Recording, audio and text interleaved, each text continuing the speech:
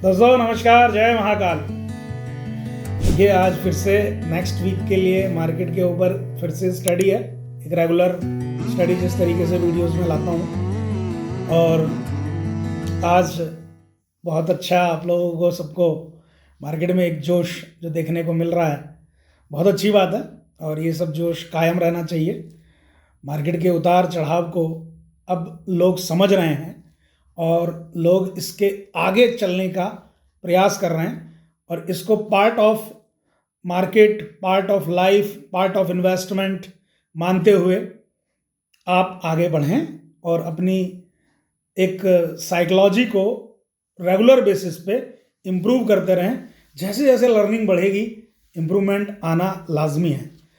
तो इस वक्त इतना अच्छा ज़ील है बाज़ार में और इतनी पॉजिटिविटी है कि उसको देखते हुए हम ओवर एक्साइटेड ना रहें।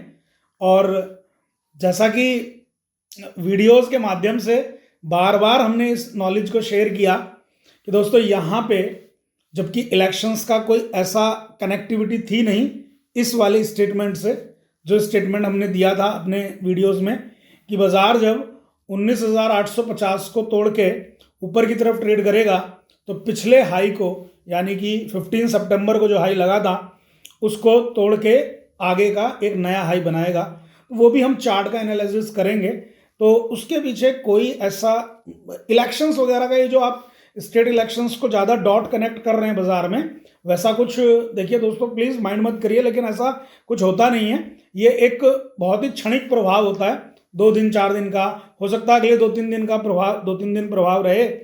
और उसके लिए तो हम आपके साथ में बार बार शेयर कर ही रहे थे अपने व्यूज़, टेलीग्राम पे भी, व्हाट्सएप पे भी, कि भाई आप ना 1-2 दिन में या एक हफ्ते के अंदर कभी भी मार्केट को बहुत बड़ा गैप अप या गैप डाउन देख सकते हैं।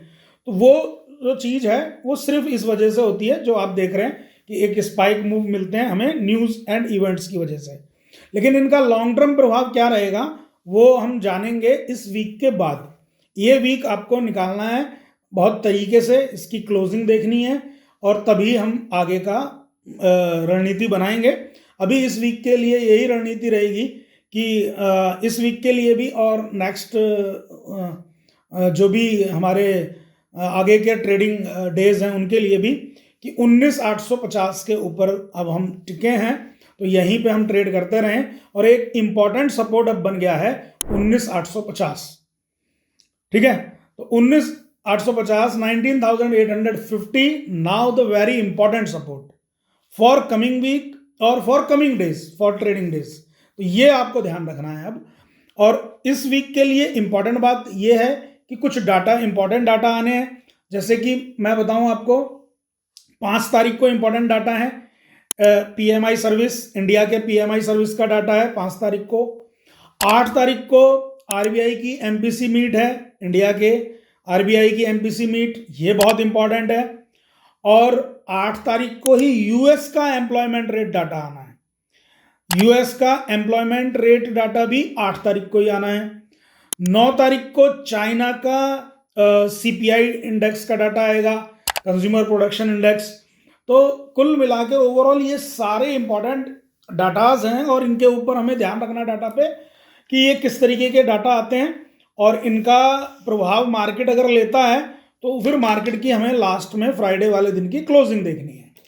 ओवरऑल ये बात तो हो गई एक डिस्कशन की, स्टडी की, जो नेक्स्ट वीक के लिए हमें देखनी है और समझनी है।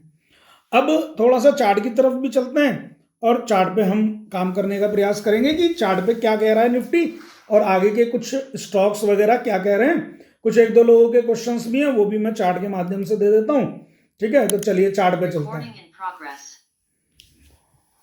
देखिए दोस्तों, ये चार्ट है निफ्टी का, ठीक है।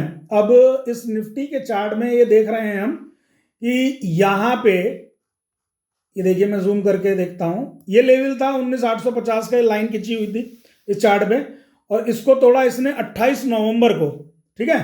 28 नवंबर 2023 में इस लेवल को तोड़ के मार्केट ऊपर ट्रेड करा और मार्केट ने 28 तारीख के बाद से सिर्फ 3 ट्रेडिंग सेशन में इतनी ज़बरदस्त बढ़त दिखाई कि ये इसने पिछले हाई को, ये जो पिछला हाई था 15 सितंबर वाला, देखिए इसके ऊपर अभी ट्रेड कर रहा है बाजार। तो एटीएच, एक नया एटीएच बना दिया बाजार ने, पिछले हाई को तोड़ दिया, ऐसा मानना था, वो हुआ, बहुत अच्छी बात है। मार्केट ने हमारी एनालिसिस को रिस्पेक्ट किया, मार्केट गुरु है, मार्केट माई बाप है। तो मार्केट अब क्या कह रहा है, मार्केट तो यही कह रहा है अभी कि अभी जोश कायम है, तो बने रहें 19,850 के ऊपर अभी कायम है जोश, तो उसमें बने रहना है।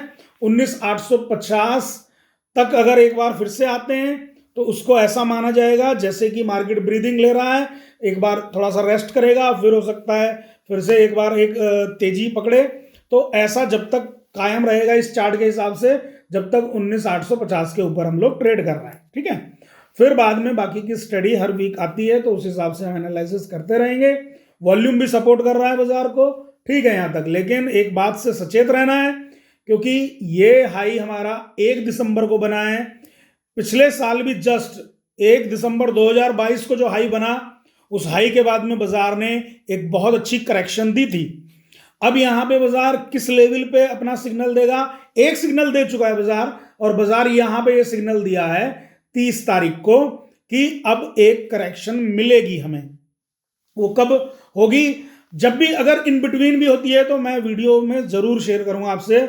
बस आप लोग एक बार, एक रिक्वेस्ट है कि वीडियोस को ज़्यादा से ज़्यादा लाइक करिए और चैनल को सब्सक्राइब कर लीजिए, ताकि हम लोग चैनल के माध्यम से अपनी ये स्टडी, अपनी लर्निंग बढ़ा सकें दोस्तों, ठीक है। और आप लोग टेलीग्राम भी ज्वाइन कर लीजिए, कोई दिक्कत नहीं है, टेलीग्राम पे मैं पूरी हेल्प करूंगा जितना भी मेरे से हो सकता है। तो ये तो निफ्टी के ऊपर बात है, और बैंक निफ्टी भी इसी के साथ में सपोर्ट कर रहा है, टेंशन नहीं है। बैंक निफ्टी की वजह से ही ये निफ्टी भाई अभी ये है ना इतना मजबूती दिखा रहे हैं और इतना चौड़े होके खेल रहे हैं बाजार में, क्योंकि बैंक निफ्टी ने बहुत अच्छा परफॉर्मेंस दिया है, आप चाहे देख लें। और बड़े प्लेयर, मैं जैसा बोल रहा था, एचडीएफसी भी थोड़ा सामने निकल के आया है, कोटेक भी सामने निकलेगा और करेंगे ये काम बहुत अच्छा। तो बैंक निफ्टी भी अपना एक अच्छे परफॉर्मेंस पे आ जाए, क्योंकि अभी थोड़ा सा डाइवर्जन सा है कि निफ्टी ऑल टाइम हाई एक नया बना रहा है और बैंक निफ्टी अभी पुराने हाई को नहीं तोड़ा है। तो यहाँ थोड़ा सा एक असमंजस की स्थिति है, ठीक है, लेकिन प्लीज उस पर बने रहे और वो अच्छा परफॉर्म करने वाला है, नो डाउट। अब लेकिन फिर भी हमारी नजर रहेगी जो 8 तारीख को आरबीआई की एमपीसी मीट है, प्लीज नोट रखिएगा इस बात को, इंपॉर्टेंट है। और फ्राइडे वैसे है, तो क्लोजिंग किस तरीके से रहती है वो देखना है। अब बात आती है कि एक दो क्वेश्चंस थे, उनके भी हम जवाब दे देते हैं। हाँ, हमारे विशाल भाई का ना ल्यूपिन पे था। विशाल भाई, अभी फार्मा में कोई दिक्कत नहीं है, फार्मा चल रहा है, चलने दीजिए आप। देखिए ये फार्मा स्टॉक्स में, फार्मा में सारे ही ठीक है, कोई दिक्कत ही नहीं है फार्मा में। ये है फार्मा के स्टॉक्स, एल्केम भी ठीक है, औरो फार्मा ठीक चल रहा है, कोई दिक्कत नहीं है। बायोकॉन अभी इतना मजबूत नहीं, लेकिन ठीक है, ये भी, इसमें भी कोई दिक्कत नहीं है, अभी यहाँ पे कोई दिक्कत नहीं है।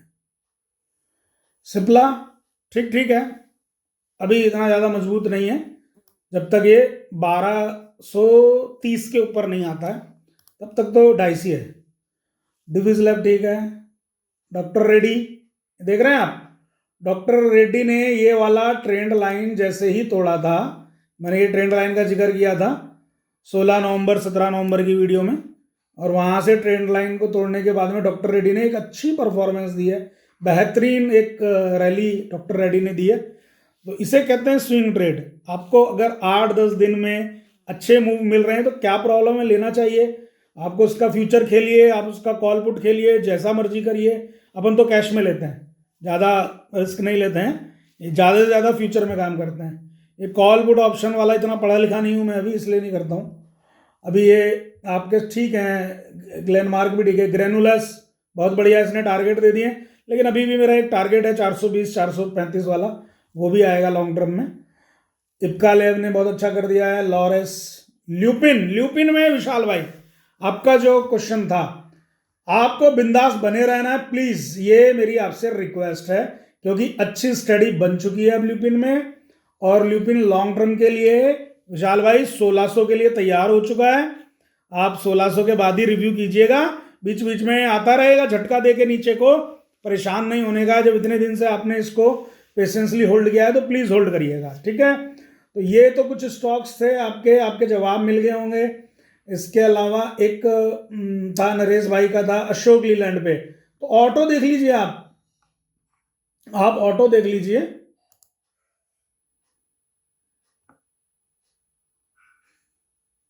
मैं तो ऑटो देखा था, आपके लिए ही देखा था वो ऑटो।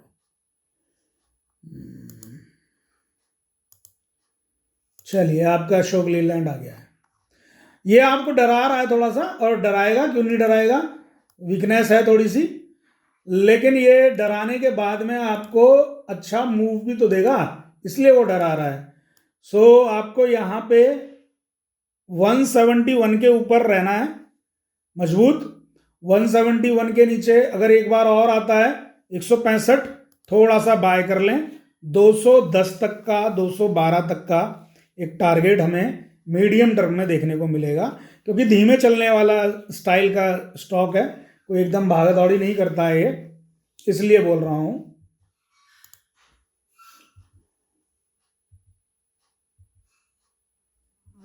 बाकी स्टॉक है आइसर।